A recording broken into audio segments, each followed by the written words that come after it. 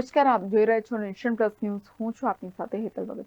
Vadodara chief fire officer દ્વારા સાથી કર્મચારીને માર મારવાના મામલે પોલીસે પ્રતિક્રિયા આપી હતી. વડોદરાના ચીફ ફાયર ઓફિસર પાર્થ બ્રહ્મભટ્ટે સાથી કર્મચારીને માર માર્યો હતો. સાથી કર્મચારીએ કરેલી પોલીસ ફરિયાદમાં ચીફ ફાયર ઓફિસર રાજપાટમાં હોવાનો ઉલ્લેખ કર્યો હતો. રાવપુરા પીઆઈ કે જે રાણાએ પ્રતિક્રિયા આપી હતી કે ફરિયાદીએ ચીફ ફાયર ઓફિસર સામે ફરિયાદ નોંધાવી છે. ફાયર ઓફિસર કર્મચારીને બોલતા તેને અપમાન લાગ્યું હતું. ફરિયાદીએ સામે જવાબ આપતા માર માર્યાના આરોપ સાથે ફરિયાદ કરી છે. ફરિયાદીએ નિવેદનમાં ચીફ ફાયર ઓફિસર રાજપાટમાં હોવાનો ઉલ્લેખ કર્યો હતો.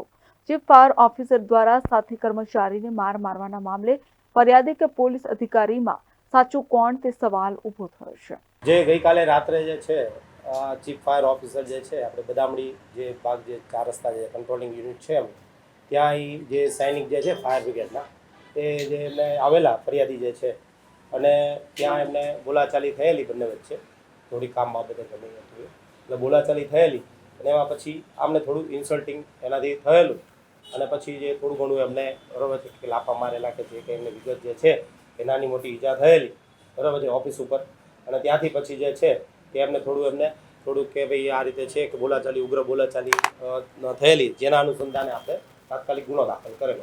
સર, માર મારવામાં પણ આવ્યો છે ચીફ ફાયર ઓફિસરે અમર ઠાકોરને માર માર્યો. હા, એ નાની મોટી જે છે કે ભાઈ આપણે જે કહીએ કે હાથેથી જે ઈજા થયેલી છે અન્ય કોઈ ઈજા થયેલ નથી. સર, ફરિયાદીની નિવેદન એવું છે કે ચીફ ફાયર ઓફિસર વિદેશી દારૂના નશામાં ચૂર હતા, તેમને દારૂ પીધેલો હતો ને ગાળો બોલીને માર મારવામાં. ફરિયાદી દ્વારા અમારા જે જમાદાર જે છે કે યસ્ટરડે નાઇટમાં એ ફરિયાદી બિલકુલ સભાન અવસ્થામાં હતા અને એવું કોઈ પણ જાતનું નિવેદન ફરિયાદી દ્વારા પોલીસ રૂબરૂ લખાવવામાં આવેલ નથી. મીડિયાને નિવેદન આપ્યું છે એ બાબતે મીડિયા પોલીસ રૂબરૂ કોઈ પણ જાતનું નિવેદન કે વિશેષ નિવેદન કોઈ પણ પ્રકારનું ફરિયાદીએ અમને પોલીસ રૂબરૂ નથી લખાવેલ. તો ચીફ ફાયર ઓફિસર સામે કયા પ્રકારની કાર્યવાહી કરવામાં આવી છે, કઈ કલમ હેઠળ ગુનો નોંધવામાં આવ્યો છે? આપણે જે છે કે સાદી ઈજા જે છે એના અંતર્ગત જે છે બીએનએસ કલમ જે છે 115(1) જે 135 છે બરાબર છે એ સોરી 125 351(2) છે અને 352 મુજબ જે છે નવી કલમ કે જે ગાળાગાળી જે છે ઇન્સલ્ટિંગ લેંગ્વેજ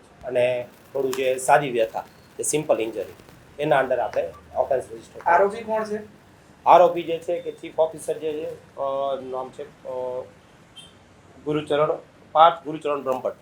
અચ્છા, તો તેમના વિરુદ્ધ શું કાર્યવાહી કરવામાં અત્યાર સુધી મળ્યા જ નથી? અત્યાર સુધી શું છે કે રાત્રે પડે ને આપણે જે પ્રાઇમા ફેસી જે તપાસ જે છે એ નવા કાયદા મુજબ જે એ પંચનામાથી લઈ અને તમામ વસ્તુ આપણે કાર્યવાહી હાથ ધરવામાં આવેલ છે અને એમની તપાસ ચાલુ છે એમની. કેમ કે જે ગુનો જે છે બરાબર છે જે 7 વર્ષથી નીચેના પ્રોવિઝન્સ હોય એટલે એવું કંઈ ગુનો એ રીતનો ગંભીર ઓલાનો નથી એટલે એ જે એક્શન જે છે તપાસના કામે જે નીકળશે કેમ કે બિલો 7 યર જે પ્રોવિઝન્સ છે એ આપણે નામદાર કોર્ટના હુકમ મુજબ જે કાર્યવાહી કરી છે કાયદા મુજબ એ કાયદેસરની તમામ કાર્યવાહી કરવામાં આવશે. જ્યારે ફરિયાદ આપી ફરિયાદીએ ત્યારે જો આરોપીને પકડવામાં આવ્યો તો એ ખબર પડી જાય ને કે પીધેલો હતો કે નહોતો? અત્યાર સુધી શું કાર્યવાહી કરી એને પકડવા માટે? નહીં, ફરિયાદી જે છે કે ફરિયાદી બનાવ બન્યા પછી બરાબર છે ફરિયાદી પોતે ગયેલા છે હોસ્પિટલ ખાતે અને ત્યાંથી હોસ્પિટલ ખાતેથી વર્દી આવેલ છે બરાબર છે એટલે એમાં ગેપ પડેલો છે ટાઈમમાં. એ ટાઈમમાં ગેપ પડેલો જે છે પછી ફરિયાદી પછી એના આધારે અમારા જમાદાર ગયેલા છે અને જે ફરિયાદ લેવાની વિધિ કરેલી છે એટલે ફરિયાદ લીધા બાદ કેમ કે સરકારી કર્મચારી છે સામે પણ એટલે આપણે જે ફરિયાદ લીધા બાદ ત્યાં આગળની કાર્યવાહી હાથ ધરવામાં આવે છે. એટલે એ ટાઈમ જે છે આપ જે કહો છો એ પ્રમાણે બરાબર છે કે તાત્કાલિક જે છે એ ખબર જ્યારે પડે હોસ્પિટલથી વર્દી આવે બરાબર છે ત્યારે જ આપણે ઓલું થાય ને. પાર્થ બ્રહ્મભટ્ટ સામે ફરિયાદ ક્યારે નોંધી, અત્યારે કેટલો સમય થયો છે અને પાર્થ બ્રહ્મભટ્ટને શોધવા માટે પોલીસે શું કાર્યવાહી કરી છે? આપણે જે છે તડવી સાહેબ છે પીએસઆઈ એના નિવાસ સ્થાને અને બીજા ઠેકાણે ગયેલા છે બરાબર છે એમની સાથે અમારા રાઇટર પણ મદદમાં છે એટલે જેટલું બને એટલું જલ્દી બરાબર છે આરોપીને જે કાર્યવાહી જે છે નોટિસ આપીને કે જે કંઈ બિલો 7 યરના પ્રોવિઝન્સ એ મુજબ કાર્યવાહી હાથ ધરવામાં આવશે. આરોપી મળ્યો છે? નહીં, આરોપી હજી મળેલ નથી. અટક કરાશે એમાં શું છે કાયદાની જોગવાઈ શું છે?